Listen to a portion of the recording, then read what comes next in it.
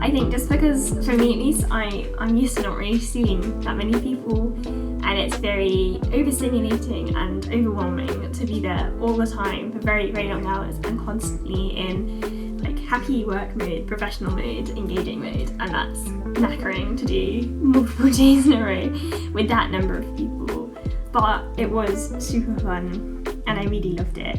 The Comic-Con community is honestly really special. I loved attending it last year as a guest, and yeah, it's just fantastic. There are so many amazing cosplayers, which as an artist as well, you get to see them walking past your stall, and that's really nice. And I think just the atmosphere is really lovely. It's very supportive. It feels just a really lovely thing to be part of, to be honest. I feel very lucky that I was able to do the May Artist Alley. Yeah, so have a friend, have a lot of business cards. Everyone says this, and I genuinely thought maybe I had enough, and I still ran out by the end. I don't think it's possible really to keep them all. I think they will all go, but just really bring way more than you think. I have a kind of range of sizes of prints. This isn't something I did. I only had a couple of, most of the designs I only had in one size, and I only had a couple where I had them in 2 different sizes.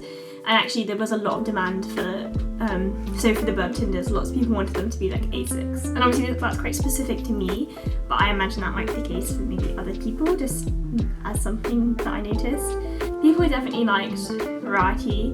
There was demand for pins and earrings, which I did not have. I had people ask me about. So I think having that, taking commissions if you feel able to. I didn't do most I did after Comic-Con. I did some like during Comic-Con. That's obviously personal preference, but I really enjoyed having that as part of what I was selling. And I had Comic-Con rates, which I would recommend. And then I guess with your store setup, just making something that feels kind of cohesively yours, but also is going to catch people's attention.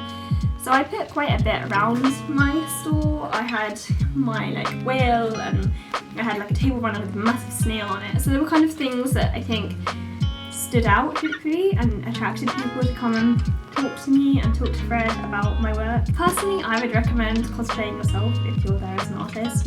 There's literally no reason why not to, and I think that we got compliments on our costumes for all 3 days.